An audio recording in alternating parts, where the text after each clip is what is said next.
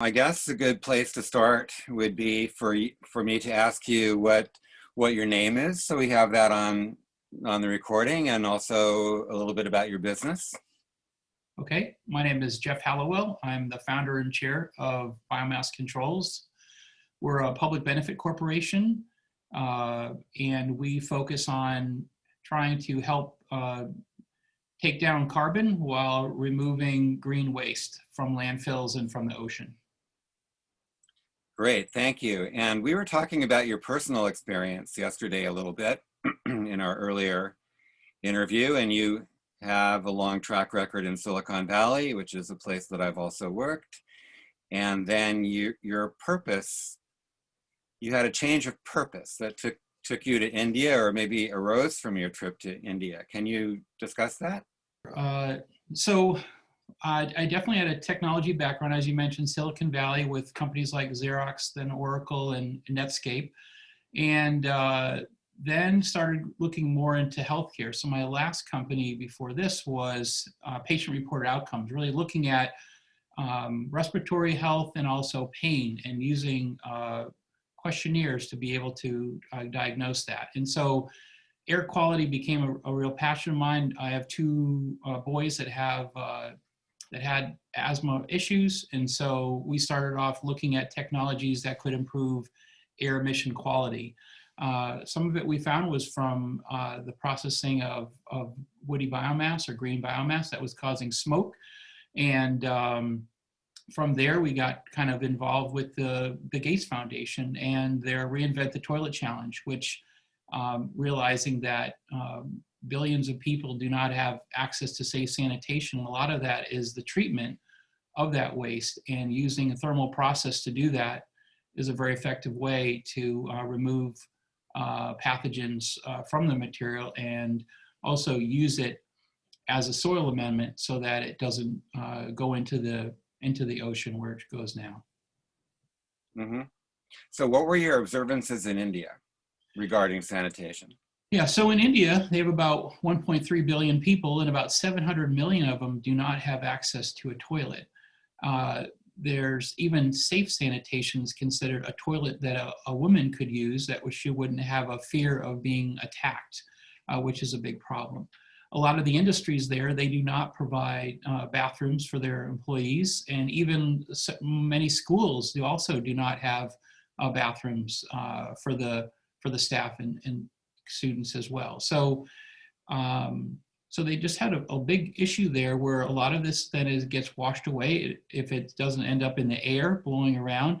But people do breathe quite a bit of human waste going around there. Some of that particles in the air is actually from human waste that's going up in there. So very bad situation. And as far as women and girls, I mean, I think they take the brunt of it, because a lot of the sanitation issues get put onto them, and they typically do drop out of school around 12, 13 years old because of access to not only just bathrooms, but safe ones. Right. So you're a serial entrepreneur, if you will. I've been at a lot of startups, and we've started a couple companies here ourselves. Yes, mm-hmm. I enjoy it. And there's a certain discipline in that, and logic from the technology development standpoint that maybe we'll get into later. But this led you to Alaska. We've just gone around the world. We've gone around the world talking about poop. When we started getting into air pollution, we really thought we would be focusing more in the Northeast, because a lot of folks in the Northeast like to burn wood, which is one of the major pollutants. But we found out that Alaska is actually one of the top 10 most polluted places, Fairbanks being the top one, because of inversion and because of the cost of energy and the poverty that's there, and people need wood to heat and keep themselves warm. And so they're reluctant to take that away from folks, because they can't afford fossil fuels to be able to do that, because it's so cold there. So we got to develop some technology and test it in minus 40, minus 60 degree temperatures. And so when we started working in sanitation. We got a call again from Alaska saying, hey, it's cold up here. We don't have septic tanks. And in a lot of places, they don't even have toilets. And so the problems that we're trying to solve in India, we were kind of surprised to see that they had similar issues right here in the United States, primarily in Alaska, where we got called back. Mm-hmm. And you're working in a place called Kivalina. Can you describe that? Yeah, so Kivalina is a village that's located on a strip of land that is getting narrower by the day from erosion, primarily because of the ice continuing to melt due to global warming. It's the city, buildings and things are falling into the water. So they're in a designated area as part of the agreement that was made with the tribes and the government, but they need to move.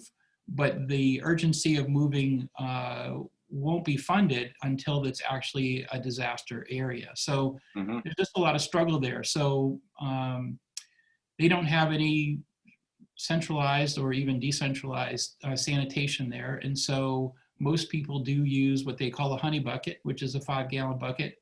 They live in homes with maybe 2 or 3 generations of family members there. And so trying to deal with that on a daily basis is burdensome, and even hauling water, because they don't have running water, they have to haul it. And so they're very careful about how they reuse water as well. So it's about 400 people that living there, and they've been there for over 100 years. So it's an interesting place, and the people there are very nice, and I enjoy them very much. But I think they're in a tough situation. Well, we'll come back to Kivalina. But you had mentioned that the scope and scale of this situation that you began to describe with the lack of sanitation and toilets is common along the west coast of Alaska. And we had talked about the northern Bering Sea climate resilience area and efforts to protect that. And there are so many challenges. So they're not the only village that is having these problems, and villages are being forced to move. Is that correct? Correct. There's about 300 villages that will be subject to the climate change there, and will have to move because their villages are being eroded away because they're along the coast, and the coast is being taken by the melting ice. So it's definitely a bigger problem, and it's going to cost them hundreds of millions of dollars to relocate and to move, because it's not it's an infrastructure that has to be completely rebuilt from the ground up to be able to support these families. And the figure that you just named, that's for Kivalina, right? Yeah, well, one village I know in particular, they had mentioned it was about 100 million just for that one to move. So you multiply that by the hundreds of villages that need to move, and it gets into the billions very quickly. Right. And so is there kind of a shock and awe factor where nothing's happening because everybody's blown away? Yeah, two reasons. One is they've been planning it for years of how they're going to relocate. Even just picking a site and going through that process is very tough. There's a lot of culture and roots to where they are right now, and so moving that is really losing some of that culture. So I think that's an important part of it that they're considering. But also there's really a lack of funds. There is no way to fund this until it is physically a disaster, which is obviously too late for us. So that's another factor in there as well, is that when it happens, it'll be kind of too late. And how are they going to survive for that first year with those temperatures is going to be tough for the people there. Mm-hmm. And just for your knowledge, and maybe you've seen this in some of the podcasts, we've talked to tribal people about the impacts of cultural loss and separation from land base, that it often leads to, dislocation, difficulties for the youth, drug use, alcohol, lack of opportunity, these kinds of things, disconnection from family support, tribal support. Correct. The more they get broken up, the more issues they have, and it's really tragic up there. Meeting some of the families who have lost loved ones due to some of these challenges that they have is really hard to see, because people are, really nice and compassionate, but there is so much history and culture there that taking them away and breaking that up definitely causes more disruption and more pain for the individuals, especially the younger ones, as they're losing that connection to their past. Mm-hmm. And you went up there and rented a house. Can you tell me about that? Sure. So we had stayed in a house up there. We found out a few days after we had been there that someone had committed suicide there just a few days before. So it was tragic. We don't know all the details of that, but it's a common thing that happens there, where we don't really see that here. But people have struggles up there, and that's often how they resolve it, which is terrible, terribly and tragic. Right. So as a serial entrepreneur with an engineering mindset, then you have dedicated a lot of time, effort, and ideation to creating a solution. Correct. The systems that we deploy in India obviously are for a warmer climate. So being able to make technology changes to adapt to the cold climate was really important. Also to have it properly insulated and working so that in these cold climates it would work. But there is hundreds of villages that need it. And we actually joined a group called Launch Alaska. We were part of their cohort to accelerate our technology in Alaska. They're an Anchorage-based company, and we're going to be announced soon that we will be part of their portfolio, which we're very excited about, because we know that sanitation is what we would consider a basic need, shelter, food and water and sanitation, and they don't have it in a lot of those villages. And so for us to be able to provide that and give them dignity and a better quality of life, I think that would be something that we would desire to do and put some effort towards it. And we've got the support of Launch Alaska, which we're very excited about as well. So what is the tech? Our technology is primarily our controls. So there's a lot of systems out there that are fairly rudimentary. By adding technology to it and sensors, we can manage and handle it and the variability. So handling green waste is not like handling fuel that you would put in your car. It's fairly standard. It's not going to change very much. They know what the energy is. But when you're dealing with green waste, the moisture levels can be different, the energy levels can be different, so how we process it, because our goal is to actually use the energy in the waste to run itself. And our goal is to be completely off-grid, to be energy positive, to be carbon negative, and really make sure that our system will run when there is no power, that it will generate its own power and run itself. So there's a lot of technology there dealing with combined heat and power, the controls to do it, and also the monitoring, so that we can have it transmitted to a cell phone or to a server, somebody that can help support it, so that far away they can be watching it and anticipating things that it needs, like maintenance or spare parts, things like that. So it's an automated. So it is kind of a Internet of Things solution as well. So it's fairly complex for a small refinery. Right. So you're taking human waste and you're heating it up, right? Correct. And you're making what? And that releases volatiles, and those volatiles are then used to heat the material coming in, because there's a lot of gases. As you see a log burning, it's really not the log burning, it's the gases coming off of the log. So that human waste has about the same energy as wood. And so what's left is we just try to heat it up to a fairly low level, below what we would consider full combustion. It's called pyrolysis, so it's partial combustion, and what's left is the nutrients and the carbon. And so human waste has about 50% carbon in it. It also has nitrogen, phosphorus, and potassium, and so those nutrients are important to put back into the soil. And so our goal is to try to have regenerative agriculture is needed, is that when people are eating food, we really have to be trying to get it back into the soil. And that's really important for us, is how do we recover nutrients from green waste keep them out of the landfills, keep them out of the ocean, and get it back to the soil that needs it to improve fertility and stop erosion. What is biochar? So biochar, which can also be called biocarbon, is basically when you're heating up a material that is organic or from organic. We call it biogenic, could be from organic. And you basically heat up and get rid of all the oils and all of the volatiles. So what's left is it's like a kind of like a carbon sponge. And that carbon sponge then has some minerals in it and some nutrients, but also then could absorb other nutrients that are in the soil, hold them to be washed away.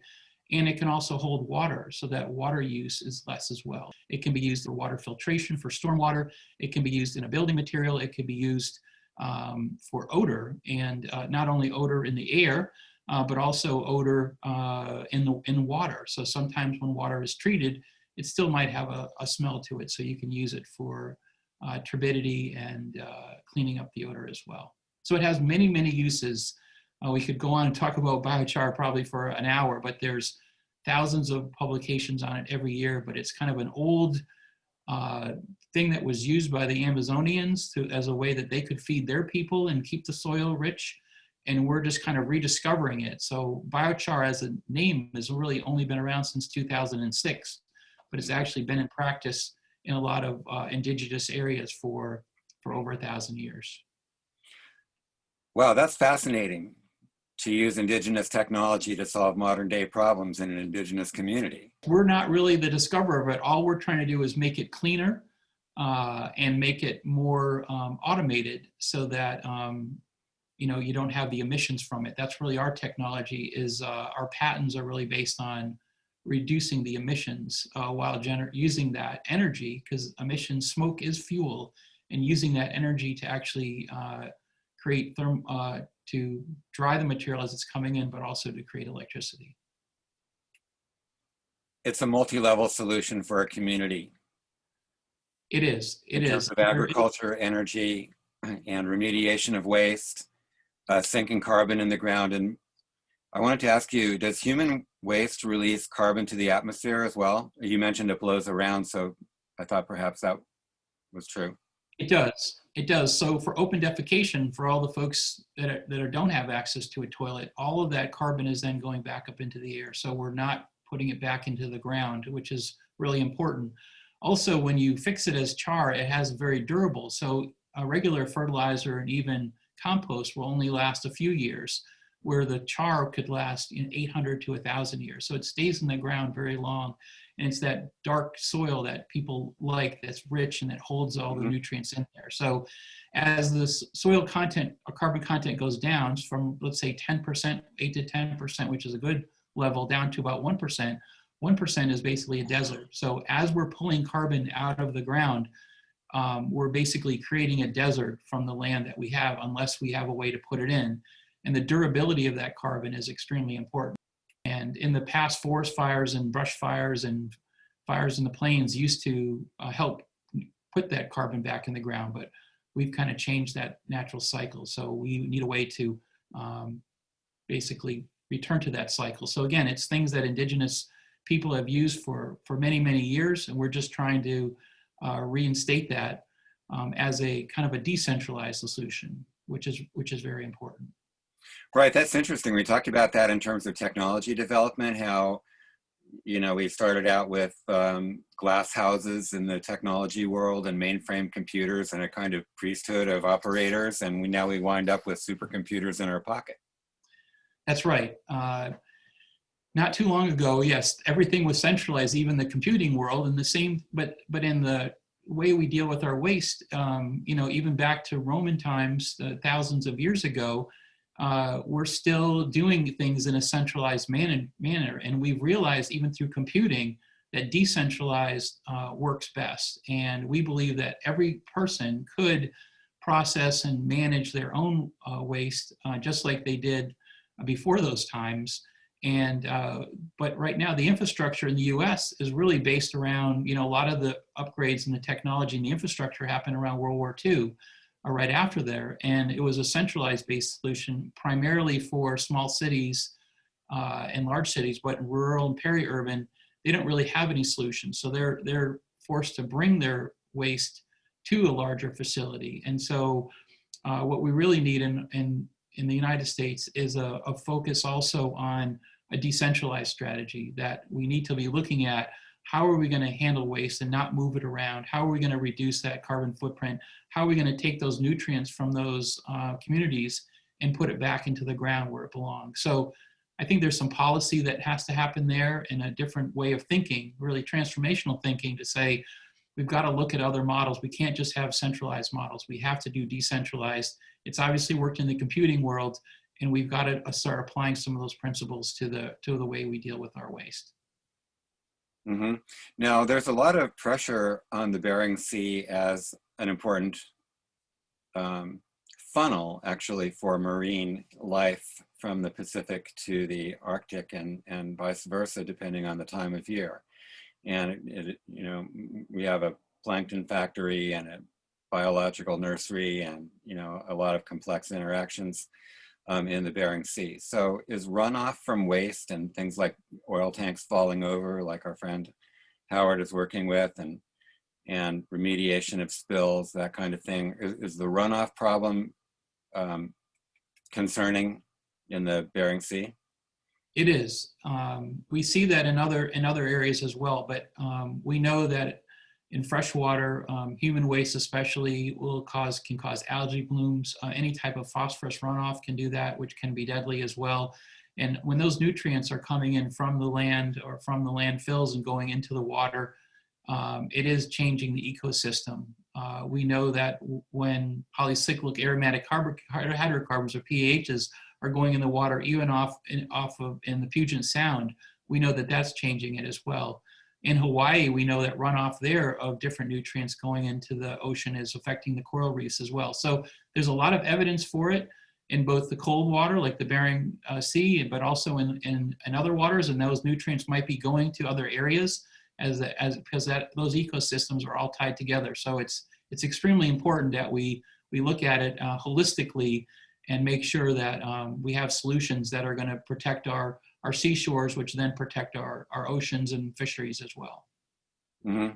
And we had discussed also that there is a new designation for the Northern Bering Sea climate resilience area, and they've gotten some of the oil drilling to be ended there under that, and so forth. So apparently the hope is to create a sustainable environment to the degree possible with native administration, or native traditional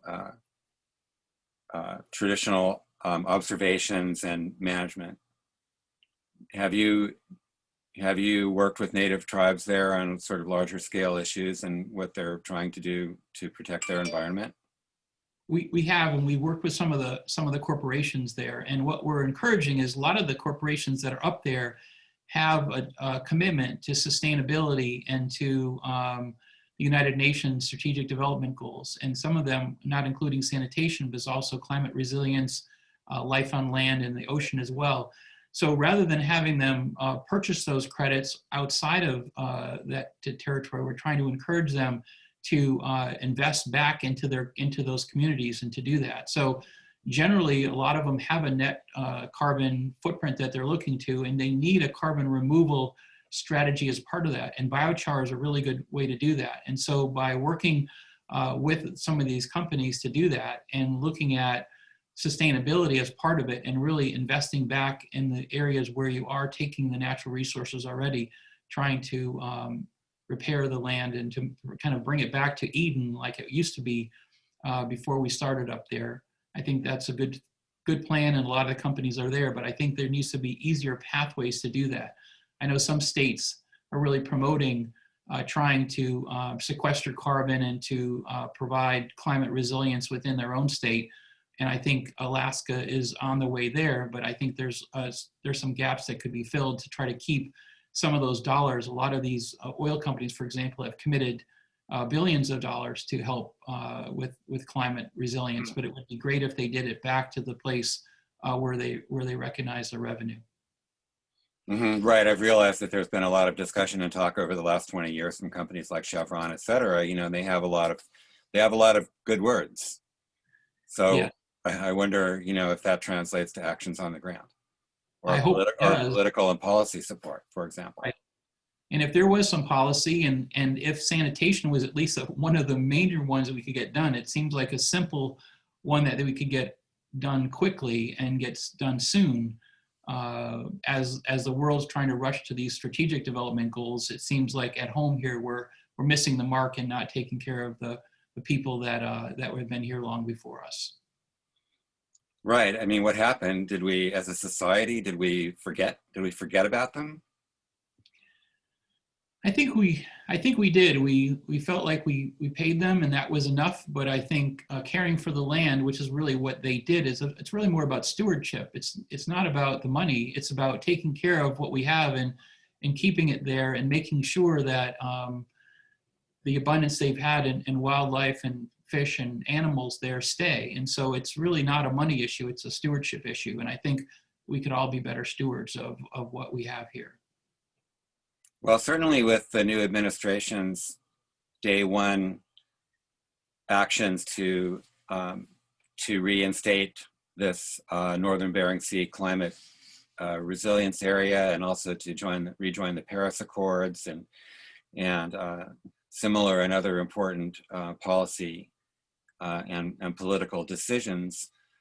Where does the engineering? It's kind of a funny question, I guess, but where does the engineering stop and the policy begins? Well, I think for us, we're doing it really more for humanitarian issues. I mean, that's Yeah. our goal right now is impact is really that it's not, if we don't do something about it by 2030 with 10 billion people and all that waste going in the water, I mean, it's just not going to be sustainable, not only just from an ocean's perspective, but also how are we going to feed people in the future. So Right. I think we're looking at that. So policy definitely needs to catch up. I see the Europeans are being more action oriented. So there's a lot of countries in Europe that are focused on carbon removal, and they're not just talking about it, they're actually paying for those credits, and it's helping entrepreneurs get technology off the ground. I see a lot happening in Australia as well, and it's really being promoted and encouraged. But I just don't see that actual feet on the ground action happening in the US. I think there's a lot of talk about it, there's a lot of meetings happening, but as far as groups like Launch Alaska that are being funded to try to help entrepreneurs, we don't see that from a carbon removal perspective and from a sanitation and how do we protect our ocean. So we need to put that into action now and maybe use groups that are already out there and help them to accelerate their plans as well. So I think there's an opportunity, but we've been talking about it for too long. We need to take some action here and we need to make sure it gets to the places where it's needed. And I'm hoping that sanitation would be, and taking care of the people in Alaska would be one of the top priorities that they look at. Well, that's a great conclusion. I think that focuses the perspective within the context and everything. I was just appalled, I mean, the way you said it in our first interview, and thinking of the COVID conversation too that I've had with others, that there's multiple generations and living in HUD houses that were sort of like helicoptered onto the tundra with no existing infrastructure and stuff like that. Maybe they weren't helicoptered, but they got there somehow from wherever HUD houses are made, but they're not made for Alaska. So you have, multiple families sharing space and the honey bucket situation and all of that. And it seems like a perfect disease incubator. Yeah, there are groups. There's one group, Alaskan ANTHC, who is trying to help. They have a program called PASS, where they are trying to put urine diverted dry toilets, which were originally European designed, to put them in these homes so that they do have a better system. But that has been rolling out, but it's certainly going to take a while, and they still don't have the infrastructure to deal with the waste once it's been collected. So we're optimistic that the infrastructure is in place. We just need to accelerate getting them the funding so that it can stop sooner than later. Mm-hmm. And with, the progression of our climate change situation with potential and existing methane release and, more rapid melting of glaciers. I mean, it seems like we could be headed for a wall on a lot of these issues, which would result in a human catastrophe. So I think it's been a catastrophe for probably about 100 years for the people of Alaska, and now we are hitting the wall. And I think as we're seeing the effects of climate really compounding that, now we're seeing it as more urgent than ever. So I'm optimistic that change will come. I'm hoping this administration, that the money that they've allocated for infrastructure will go to these basic needs. There's many people in Alaska and throughout the United States that just don't have basic sanitation, and we've got to fix it if we're going to ensure a future for the next generation. We're the most advanced society in the world, apparently. I keep hearing that. Right, but only in some areas. It's not for everyone. I think that's part of the not only the equality, but also the equity. And I think this is an equity issue, that everyone should have access to a toilet, everyone should have safe sanitation, and everyone's waste should be managed safely. And I think that's a basic thing, and a lot of people in the United States don't have it. And we've got to do it here as well. So anything you can do to help would be greatly appreciated, and let's see if we can make a difference, because I know we can. Well, we've got a lot of listeners out there, so where can they go for more information, or how can they contact you or the other organizations that you mentioned? Yeah, so for our website, we're at biomasscontrols.com, but to learn more about BioChar, there's a USBI, United States BioChar Initiative. It's usbi.org, and also the IBI, the International BioChar Initiative, that's based out of Europe. There's a lot of information on SDG 6.2, which is from the United Nations, and also we've been graciously funded through the Bill and Melinda Gates Foundation. So they have a site dedicated to WASH, which is water, sanitation, and health and hygiene as well. So there's a lot of information out there, and I really would appreciate people focusing on decentralized sanitation and decentralized waste treatment as a necessary solution that we need as we move forward, or we're not going to be able to reverse the damage that we've done to our environment and to our climate.